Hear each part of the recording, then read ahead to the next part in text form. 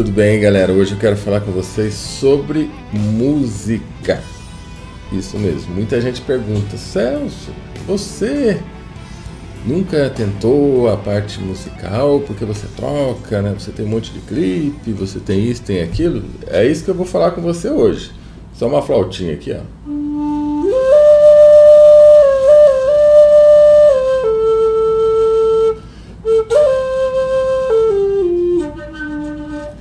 Uma flauta estilo NAF, norte-americano. Eu vou contar um pouco para você hoje da minha história em relação à música. Vou ter um papo com você sobre isso, tá? Para você entender. Sim, eu na minha época de adolescência e um pouquinho depois, eu até tentei, porque eu tinha a música muito forte. Até hoje a música é muito forte para mim. Mas eu tinha isso como se fosse uma missão de vida. Eu tinha que fazer aquilo. Aí o que aconteceu? Na minha adolescência, mesmo 17 anos, eu curti muito rock. Gostava muito de rock e era rock pesado, não era esse rockinho bonitinho não. Era rock heavy metal mesmo. Eu curti, eu me apaixonei por esse sistema. Quando o Kiss veio pro Brasil, naquela música...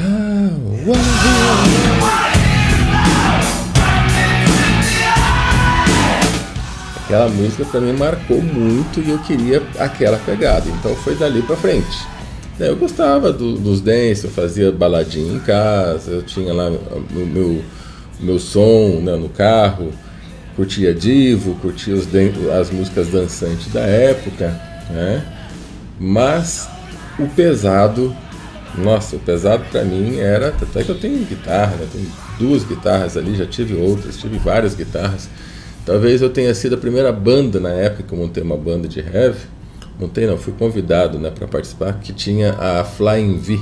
Flying V é aquela guitarra que a parte de baixo dela, ali onde você toca, né, as cordas, ela é um V. Tá? Talvez eu tenha sido a primeira banda no Brasil a ter uma Flying V. Tá? Não sei, porque na época era muito difícil, não tinha internet. 1983 que eu comecei, mais ou menos por aí. Então... o que aconteceu? Eu andava, né, caracterizado, eu tinha som, então eu buscava som na época. Eu tinha um fornecedor em São Paulo que trazia para mim os sons que estava rolando na Europa, aqui nos Estados Unidos, que não tinha no Brasil. Aí eu ia lá, pegava com ele. Então eu chegava em casa, era som que nunca ninguém tinha ouvido, a galera gostava de se encontrar comigo para curtir o som. Então U2, por exemplo, que não é uma banda pesada, mas era uma banda que estava começando também nessa época, eu tinha demotape deles, para você ter uma ideia, que o professor meu de inglês, que era da cidade deles, conhecia eles, trouxe para mim antes de U2 fazer sucesso. Então eu tinha uma fita e falei, pô, cara, que esse som muito bom, né?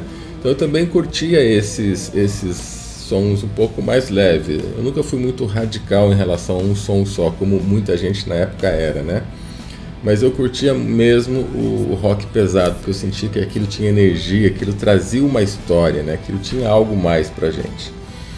E aí, o que aconteceu? Eu andava caracterizado, e aí um dia eu estava no correio, um rapaz lá que também estava com um estilo meio roqueiro, estava me esperando lá fora. Ele viu que eu entrei no correio, ele ficou me esperando lá fora.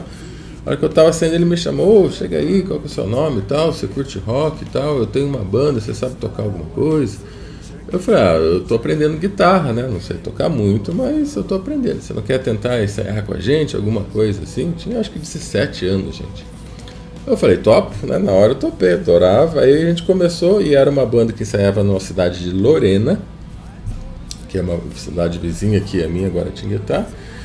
E eu ia lá, a gente começou a tocar, tocava guitarra básica, né, bem base mesmo. Aí eu já tinha um guitarrista mais experiente, então era 2 guitarras, baixo e bateria, a gente não tinha vocalista.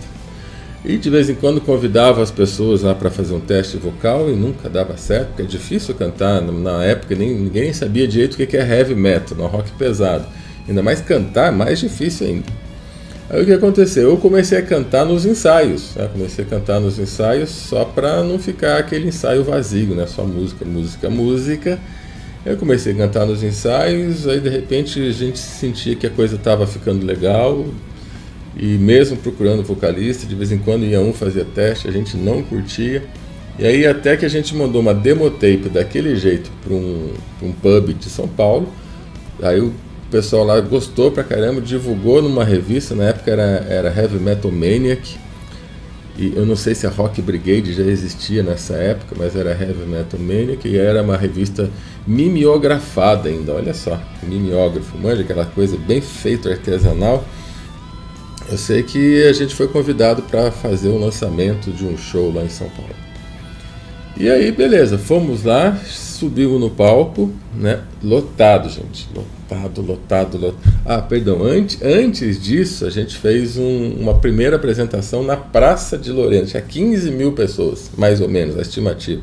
Começamos pé direito, em heavy metal, em praça pública, nossa.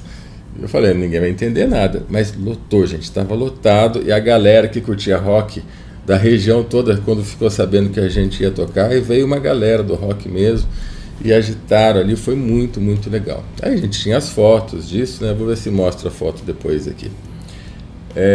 Aí o que aconteceu? A gente mandou essas fotos também para essa revista, e aí eles convidaram e fomos tocar lá. Olha que interessante, o que aconteceu lá em São Paulo, né? Na época, São Paulo pra gente era uma viagem, né? Hoje a gente vai para São Paulo ali naturalmente, mas nessa época ir para São Paulo era viajar, vou viajar para São Paulo, né? Era uma coisa assim importante.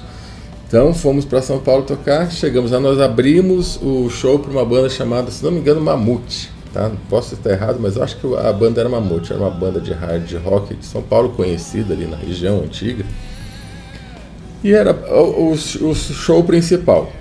E nós, iniciantes, primeira vez tocando em São Paulo, eu sei que subimos no palco, estava lotado, nunca vi aquilo, né, ao vivo, o povo jogar camisa, gritar e headbanguear, né, que é balançar a cabeça. A gente curtia esse clima. Depois eu chego na música de hoje para vocês aí, mas para entender essa trajetória. Aí a hora que acabou o show, a gente foi convidado para fazer entrevista, e lá eram andares, né? Então a gente desceu, acho que 1 ou 2 andares, que era um cinema no segundo andar, então nós fomos para esse lugar que estava cheio de cadeiras, e eu comecei a dar entrevista, e a banda toda foi, né? Mas eu como vocalista, né? Acabei ficando vocalista, né? Improvisado, mas fiquei. Então, normalmente o vocalista tem mais atenção, né? As pessoas querem falar com o vocalista. Eu sei que eu dei quase ali uns 40 minutos de entrevista. Só que primeira vez indo para São Paulo para show, aquela coisa toda, o que eu queria? Porque eu ia para São Paulo, mas para pegar CDs, não existiam CDs, era pegar fita cassete. Eu também tenho ainda, vou mostrar para vocês. Pegar fita cassete, né? E disco, vinil. Inclusive tem aqui, ó, esse aqui é o meu vinil, eu falo sobre ele depois, meu disco, ó. Disco mesmo. Vamos ver aqui, ó. Era só um pouquinho, gente. Só um detalhezinho aqui pra eu arrumar. Agora não vai dar mais efeito. Ó, disco vinil, meu primeiro disco foi esse aqui, Macara o nome. Mas depois eu conto a história de que surgiu com isso aqui pra você. E aí eu tava doido pra assistir o show, né, pô, uma banda Mamute, uma banda famosa na época, eu queria assistir o show, mas não deu tempo, porque eu tava ali fazendo entrevista. E eu notei que tava lotado, o salão ali tava lotado de gente, e eu dei meu nome para várias pessoas, meu endereço, que queriam falar comigo, eu tava assim, curtindo mesmo. Aí a hora que terminou, eu subi para assistir o show da banda Mamute, né, e eu cheguei lá, não tinha ninguém, tinha... Tipo assim, ninguém, entre aspas, porque era um salão grande, no nosso show estava lotado, e na banda Mamute tinha lá uma meia dúzia de gato pingado, e o vocalista me viu subindo assim, porque eu subi, como estava vazio, eu cheguei no meio do salão, ele olhou com uma cara esquisita pra mim, assim, eu falei, ué, que é isso, né? E sei que terminou, ele tocou mais 2 músicas, eles acabaram o show. Aí depois eu fiquei sabendo que a hora que eu desci com a banda para dar entrevista, todo mundo que estava no salão de cima queria saber quem que era esse povo do interior, que tocou tocou muito, né? E eles não ficaram para assistir o show da banda, ficou lá só os fãs deles, que foram lá para ver eles mesmo, o pessoal, então ficou a galera deles ali. Tá, vamos falar assim, tipo, acho que ficou umas 30, 40 pessoas para assistir o show deles, e devia ter, a capacidade ali do salão era em torno de 300 a 400 pessoas, se não me engano, na época. Tá? Eram salões, eles desceram tudo, então eles ficaram com a gente vendo a entrevista, e não ficou ninguém para assistir o show da turma lá, né? Ninguém, entre aspas.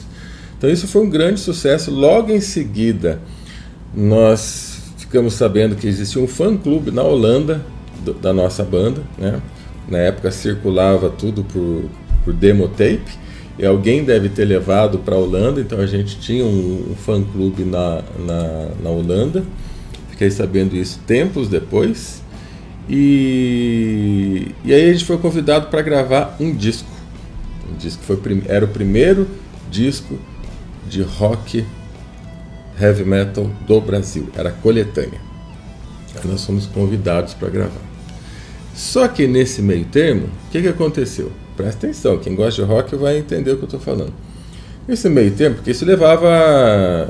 Hoje em dia as coisas são rápidas, né? De um dia para o outro. Isso levava semanas, e às vezes meses para a gente ficar sabendo, para receber o convite, chegar a carta. De vez em quando o telefone nem se usava direito na época, né? Era muito difícil. Então, nesse meio termo, aconteceu o seguinte: eu recebi uma carta de uma daquelas pessoas que eu dei o meu endereço lá naquela entrevista. Eu recebi uma carta: nossa, Celso, meu nome é tal. Nós somos primos aqui, temos 3 bandas e o nosso sonho é tocar com vocês um dia. Eu falei, nossa, que legal, né? E colocou lá o nome da banda. Pode ser que eu erre alguma coisa, mas é Viper Voodoo Vulcano. Eu lembro que era tudo com V. Viper Voodoo Vulcano. Falei, tá bom, assinado André. Beleza. Aí eu levei a carta. Eu levei a carta pro pessoal da banda, porque a banda, eu fui convidado para entrar nessa banda de heavy metal, né?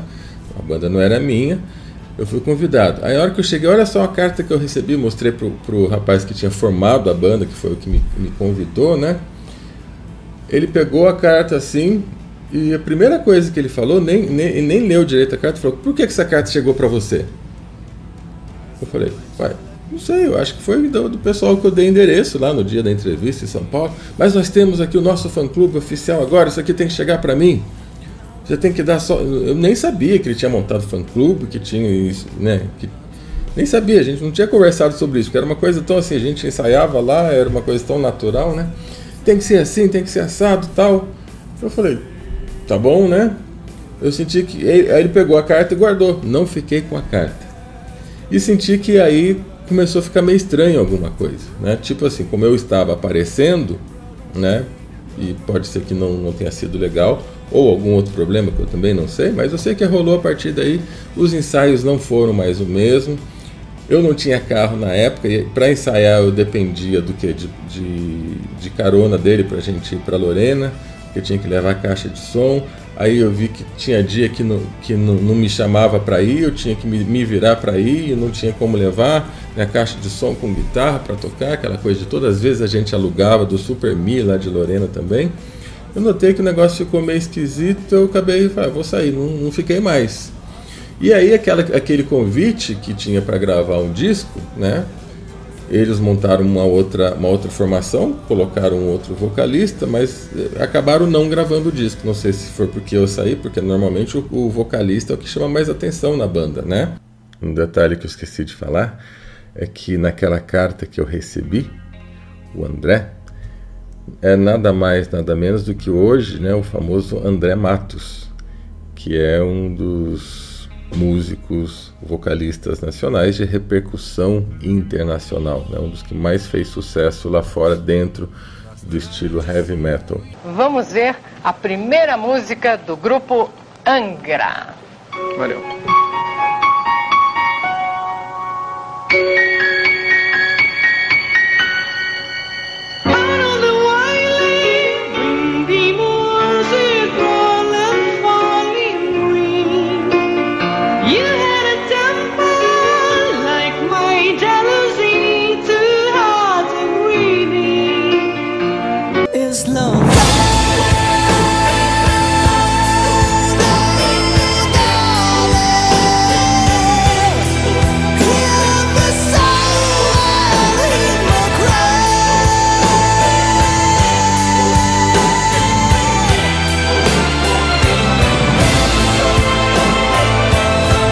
E toda a galera, eles eram parentes, irmãos, primos, os guitarristas também dessas bandas, Viper, Voodoo, Vulcano. O Viper, que se não me engano depois mudou o nome para Angra, tá? se não me falha a memória, e tanto é que no Angra, no primeiro CD do Angra, tem um agradecimento à banda Deimos, porque depois, mais tarde, eles acabaram tocando juntos, mas eu já tinha saído, era um outro vocalista. Então, dentro do CD, do primeiro CD da banda Angra, que era o antigo Viper, se não me engano, que tem o agradecimento a essa banda que eu fiz parte, que era a banda Deimos, né? Mas acabaram ficando só por aí mesmo e não deu muito certo. Essa banda depois Deimos acabou e eu acho que eles nunca fizeram mais nada, tá? Pena, né? Pena, porque realmente o projeto nosso era muito bacana no início. Então era só para deixar isso para você, que a pessoa que falava que sonhava um dia tocar com a gente é o famoso André Matos. De uma maneira geral é assim.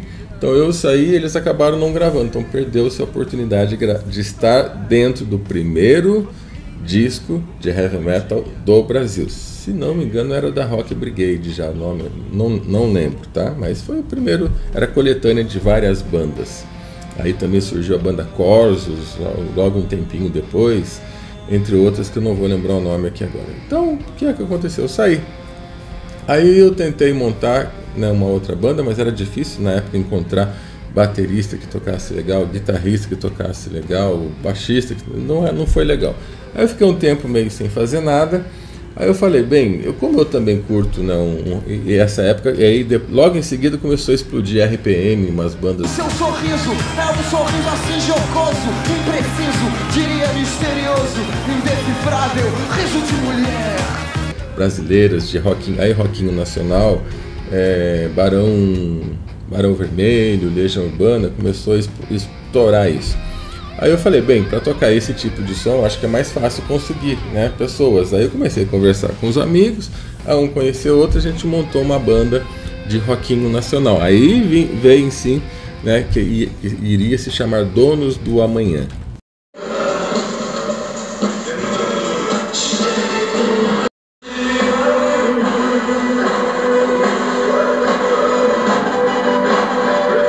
Aí a gente começou a gravar, só que na hora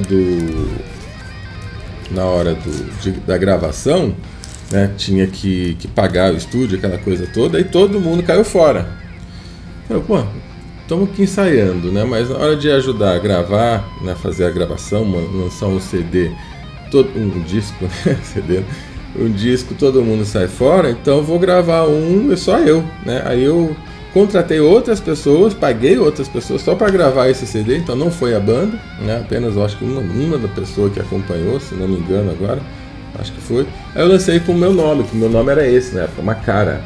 As pessoas era Celso Macara, que veio da banda do Heavy Metal, então eu lancei com o meu nome. Falei, já que o povo não vai ajudar, então eu vou ficar aqui sozinho, lancei com o meu nome, Macara. E aí essa capa aqui tem uma história. Isso aqui é feito com aerografia, esse tipo de pintura aqui, né? Que era uma coisa raríssima na época. Só tinha uma pessoa aqui que fazia, que é o Zé Neto, né? Zé Gomes. Tem uns quadros maravilhosos, né? Eu pedi para ele, Zé, vamos fazer uma capa para mim. Ele adorou a ideia e eu fiz um esboço para ele. Ele fez isso aqui, tá? Para você ter uma ideia como antigo, olha na época aqui a contracapa como que era, que foi até um amigo meu, Pitote, Super Pitote, que fez essa contracapa para mim, da Soft Valley. Olha como que era o estilo de letra ainda de computador, ó. Sabe que era aquela tela verde, né, fósforo verde, aquelas letrinhas bem computadorizadas mesmo, né? Olha só o estilinho de letra que era. Se você olhar bem aqui, não é a letra de hoje, aqui é pontilhado, né, super pontilhado.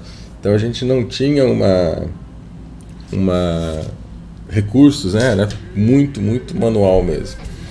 Eu lancei esse disco, né, porque eu falei, pô, todo mundo sai, todo mundo tem algum problema, ou na hora H, então eu vou lançar pelo menos um disco para eu fazer, e peguei isso, lancei, e comecei o quê? Divulgar em rádio, levar para rádios, e só que precisava, porque isso, né, hoje você anda por internet para todo mundo, mesmo assim é complicado, né, mas você, na época, você precisava de uma indicação, assim como até hoje é, você precisava de alguém para te levar lá, para eles darem atenção, porque você mandar fita, né, demo tape, ou gravar disco era uma coisa comum, todo mundo fazia. Então tinha lá centenas de fitas para os produtores ouvir.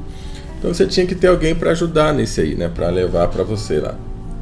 Até que eu encontrei uma pessoa que me indicaram, que tinha um cara que fazia show, muito show aqui na região com bandas grandes, e mostrei para ele, né, que a minha ex-esposa na época era amiga dele, e mostrou.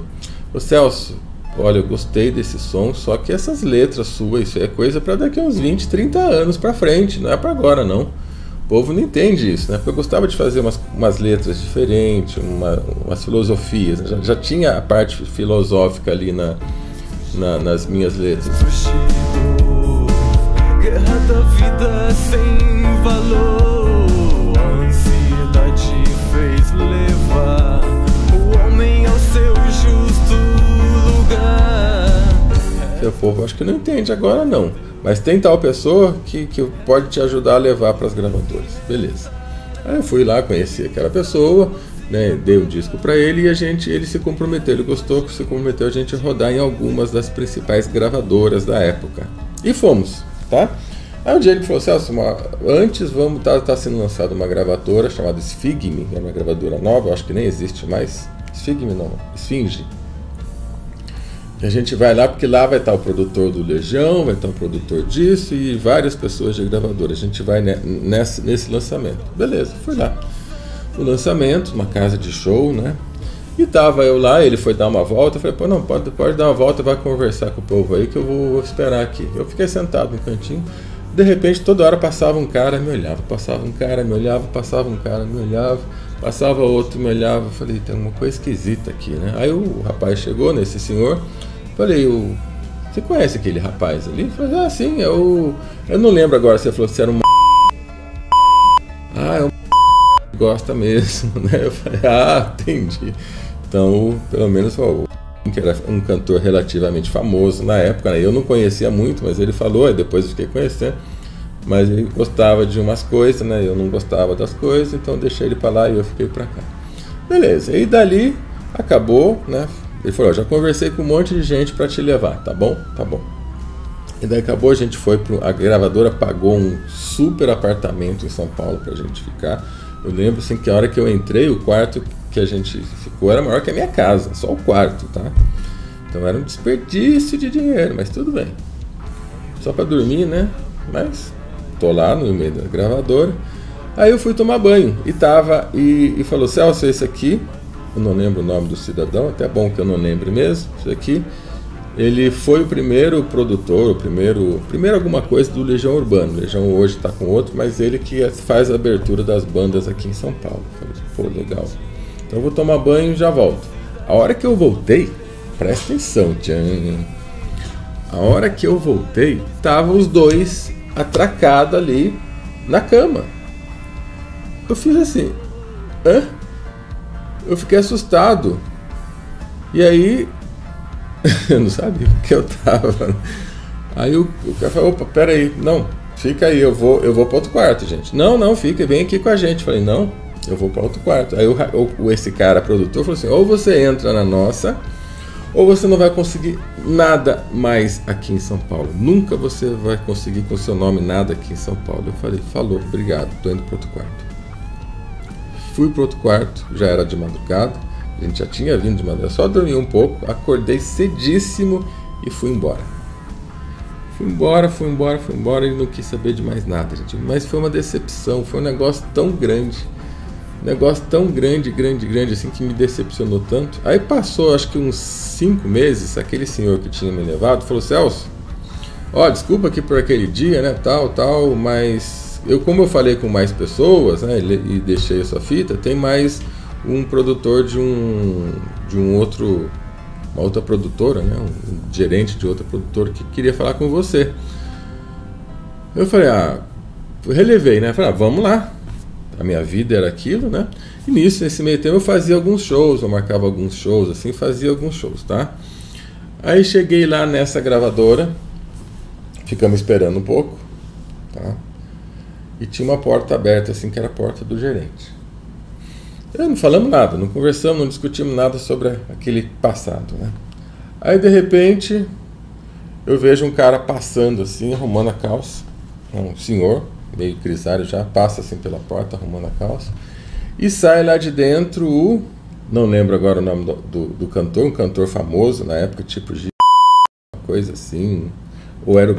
Eu não lembro, era um desses dois, porque eu vi os dois, tá? Os dois estavam ali naquele lugar, então eu não lembro qual que saiu.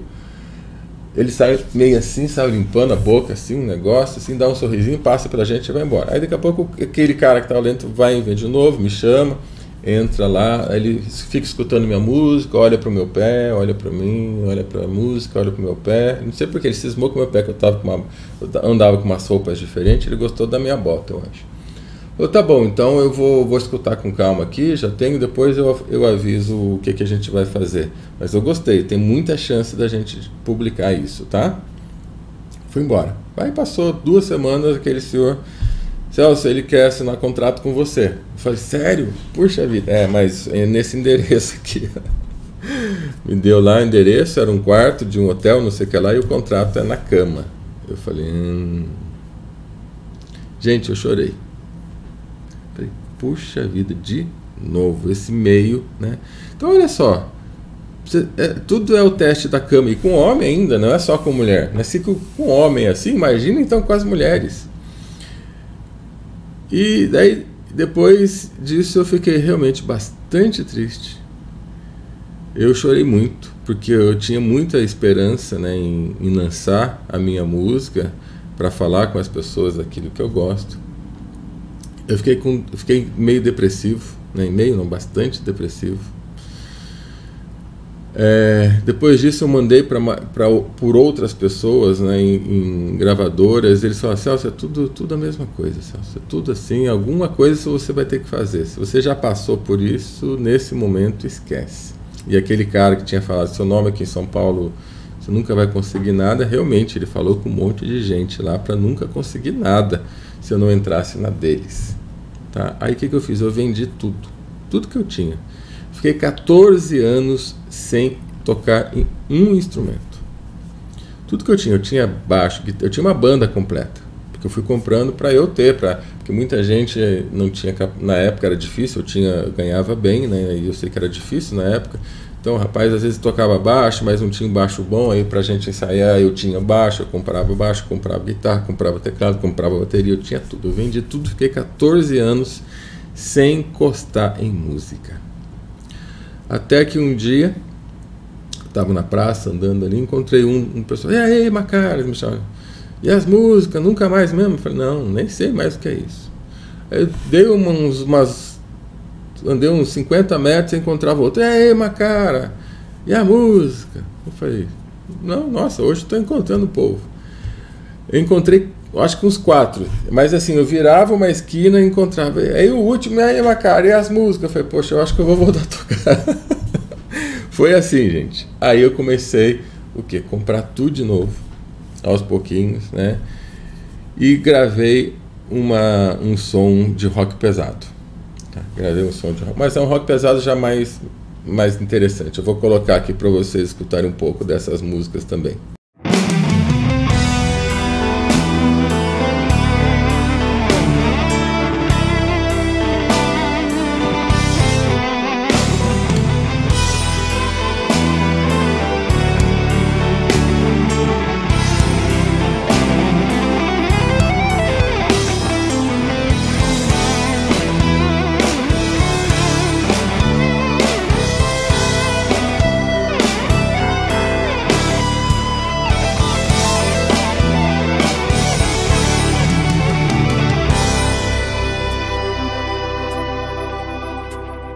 Então montei um rock mais pesado, meio gótico, que a minha voz é grave, né? E achei muito legal. E aí lá fora, nos Estados Unidos, muita gente curtiu. Eu recebi um convite nos Estados Unidos para gravar e lançar esse disco lá. Mas não era um selo grande, era um selo independente. Falei, Celso, a gente faz tudo, músico aqui, a gente consegue tudo, você só precisa pagar tanto, né? E nessa época eu não tinha aquele tanto em dólar para pagar. Falei, puxa vida, gostei. Ou seja, eles iam produzir tudo. Eu vi, não lembro o nome do selo, tinha vários outros artistas. A gente gostou pra caramba, você toca um rock diferente, né? Um rock que a gente curtiu muito. E só que a gente não é uma gravadora grande, a gente é um selo independente, a gente faz toda a gravação, você só precisa pagar isso aqui, os músicos, aqui, os instrumentos, tudo tem no estúdio, a gente tem tudo aqui, mas é uma parceria. Eu não tinha aquele valor para pagar na época. Eu falei, poxa, agora infelizmente não dá. De tanto que eles curtiram o som, né? Aí a gente ficou, não conversou mais, né? Passou o tempo. E aí nesse meio tempo eu fui cada vez mais me envolvendo com filosofia, com as terapias naturais, com a profissão, né? E aí eu comecei o quê? A fazer música mais zen. Porque eu sempre curti, né, de música zen, mas eu não tocava. Para tocar, o meu negócio era tocar rock. Mas eu comecei a falar, vou fazer umas músicas mais zen, uma coisa mais instrumental. Eu comecei a explorar outros instrumentos.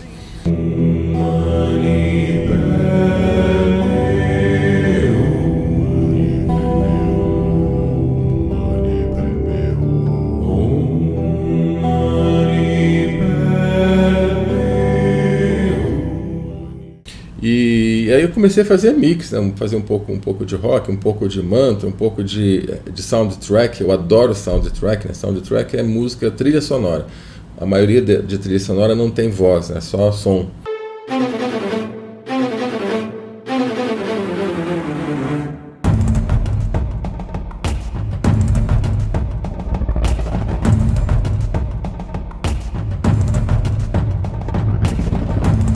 Como eu não sou cantor profissional, né? Nunca fui, eu cantava porque cantava, né?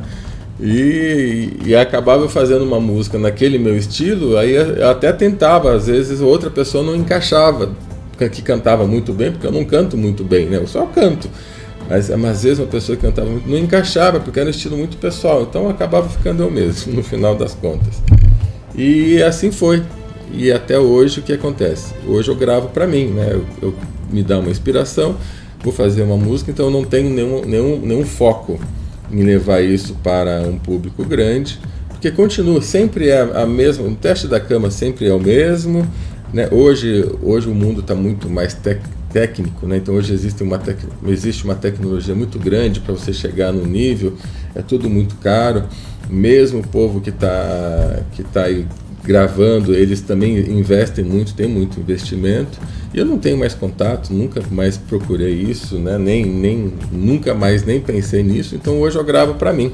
Por isso que às vezes as pessoas falam, mas você não pensa em gravar? Eu falei, não, já pensei, mas não penso em gravar mais. Até assim, aceitaria alguma coisa se alguém viesse, eu só gostei do seu som, vamos fazer um CD, tudo é produção nossa, mas eu não invisto mais um centavo na música, porque eu investia muito, eu comprava tudo. Gravar esse disco na época, eu gravei sozinho, paguei tudo sozinho, né? Então eu investi muito nisso, para ficar com essa coisa no Brasil de ter esse teste da cama, né? Que aqui é muito forte. Outros países também, a gente sabe que Hollywood assim, por aí vai afora, né? E como eu nunca fui muito expressivo, eu gosto de fazer uma coisa muito mais personalizada, né? Eu não gosto de fazer uma coisa popular. O meu foco nunca foi o popular expressivo dessa forma, né? De ser popular, então não é uma coisa muito procurada. Então é uma coisa mais underground, assim, tá? Então é mais ou menos esse é o resumo da minha história com música. Hoje eu tenho várias músicas aí, inclusive eu tinha um canal no YouTube só de música, mas eu acabei tirando tudo, eu vou colocando aos poucos aqui junto num canal só, porque coordenar vários canais é difícil.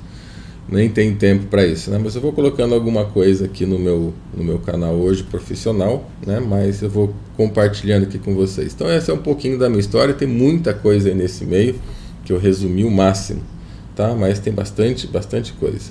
Então é isso, gente. Esse é o meu mundo musical. Decepcionei muito com a forma que isso é no Brasil, tá? Outros países eu sei que é também, mas tem países e lugares que eles realmente vê outros fatores, né? Então as pessoas têm muito mais chance. Mas aqui sempre tem o teste da cama, tem uma degeneração, uma depravação tremenda no ramo musical, infelizmente, no nosso país. Beleza? E aí você olha lá, pensa, pô, aquela pessoa, né? Você não sabe o que ele fez para chegar ali. Muitas vezes vendeu a alma assim, né? Não literalmente, mas teve que passar maus bocados. Por isso que talvez hoje seja quem dá mais, né? esteja lá em cima, porque a gente vê artistas fantásticos, cantores fantásticos que não atingem sucesso e tá lá na mídia aquele mesmo pessoal de sempre, né? Porque tem alguma coisa para oferecer que os outros não oferecem. A grande maioria, sim, claro que a gente sabe que tem exceções, mas especialmente de um tempo para cá, quando começou mais gravadoras, mais gente, mais público, né? Então acabou tendo concorrência, então teve que ver um pouco mais o lado do real sucesso pessoal, da real virtude de uma pessoa, né? Mas ainda hoje é muito, muito depravado e deplorável esse meio, infelizmente. Valeu, compartilhei um pouquinho da minha história com você.